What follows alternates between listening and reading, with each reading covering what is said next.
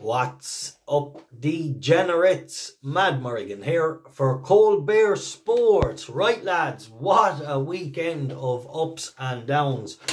Some seriously good action. I thought Merrigan and Sishkin was an absolute whopper. Sishkin showing pure heart, guts, everything, like just showing the qualities of a real champion. And yeah, just I know it was tight enough, but with the few things that went wrong for Sishkin on the way around, I thought he showed amazing class just to draw back the horse late on.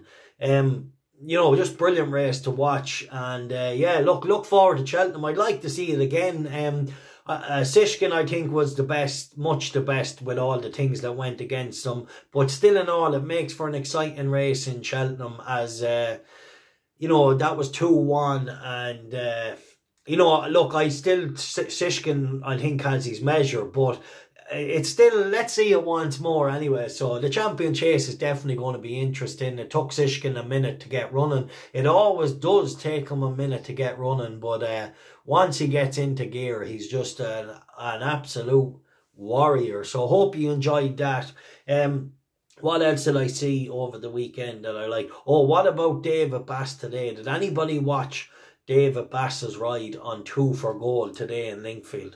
One of the rides of the century. Carried the horse home. Check it out if you haven't seen it in the chase there at Linkfield. Pull it up on the replays. Absolutely carried him home. Tight finish between 3 horses. Bristol the Mai, the Dashel Drasher, and 2 for Gold. And I just thought David Bass was world class. He carried him home. So yeah, right, going on to yesterday. Yesterday was heartbreaking for my selection on YouTube. Fanny and Destroval. We had a point each way at 5-1.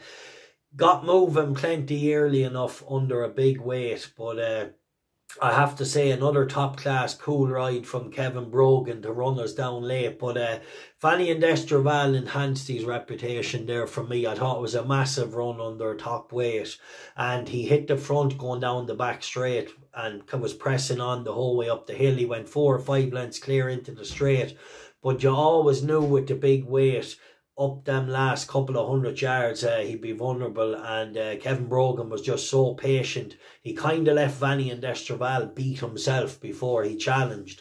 So world class ride. So from 2 jockeys this in the last 2 days, Kevin Brogan and David Bass, top class. Right, then I had 2 other selections in Taunton. Rebus Road. He actually ran well. He didn't jump good though. That was the only problem. So if he can brush up his jumping, like I thought we were going to be booked for a place jumping the second last, but he got in under it and hit it and knocked the stuffing out of us at a crucial time. But I think we'll pick him up in handicaps on better ground. And Oakley was disappointing. Then I had 2 selections on the Patreon service. I went for Empire Steel as a really strong bet, 5 points each way. Like, we had everything in our favour on the day. The course, the ground, well handicapped. Like, you get the perfect horse, but unfortunately their horses and just blew out on the day. Didn't give his running. So that was disappointing. I really thought he was the best bet of the day. You know, I thought with the upside against, he's very well handicapped. But then I seen Sandy Thompson ran 2 horses in Linkfield, and I just checked the results of them. They were beaten out of sight as well. And I'd say a few of these mightn't just be 100%, because Empire Steel was moving up menacingly, and then all of a sudden he just cut out like a light. So look, disappointing, but trust me, in the long run, that is a very profitable bet. He's definitely very well handicapped, and he'll bounce back. Then I had Papa Tango Charlie.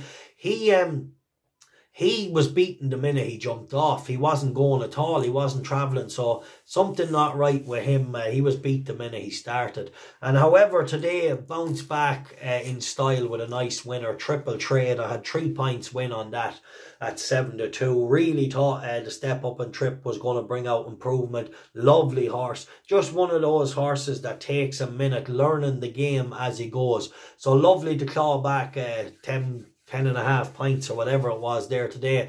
Plus Seamus Power, lads, it could be a great week yet. Big double landed the other day on the Patreon service. Now we're hoping Seamus Power, I hope you're on, lads. I've backed him, and I backed him in running. I backed him twice, so look, let's hope we're 2 shots off the lead. Tonight's the night we'll be sweating them, so really interesting. Right, one selection for you tomorrow. Come on, Seamus Power, get us that massive profit tonight if you can. Right, Judys Park in the 115 at Kempton. Now, this horse has been a small bit disappointing, but there's reasons why I'm giving this one more chance tomorrow. Right, we got a young jockey on board getting £7 off. He's 2 winners from his last 6 rides. Now, she's back to 6 furlongs, and I think her career best run was at 6 at Kempton. So she went to Kempton since that run, but she ran over 7. She was drawn very wide, and I can draw a line through the run. She's caught wide, she runs on a bit up the straight and then flattens out. She ran in Wolverhampton over 7, didn't really work for her.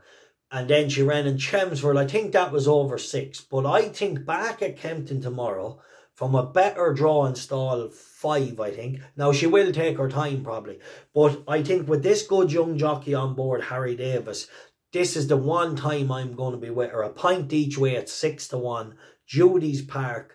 That she can maybe run a big one tomorrow in the first race at Kempton, because everything is in her favour. And now with the £7 off, I really think if I'm going to give her one more chance, at odds of 6-1, I can. And I think she'll run a good race tomorrow. I know she's disappointed her last twice, but I think she'll run a good race tomorrow. So that's it. Come on, Seamus Power, get the sweat. Nice to get triple threat on the service today. Absolutely bolted in, just idling down the home straight, looking around. And yeah, let's carry on and try and get a winner tomorrow with this one. But I have a feeling that she's gonna, everything's in. If she doesn't win tomorrow, sayonara, we're done with her. Right, stay tuned, stay following Cold Bear Sports, and yeah, anything else the weekend catch my eye.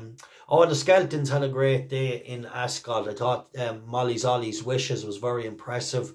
The Grey Horse Unexpected Party was very good. They dropped them in, he was very good. Who else was that took my eye at the weekend? But some great racing anyway.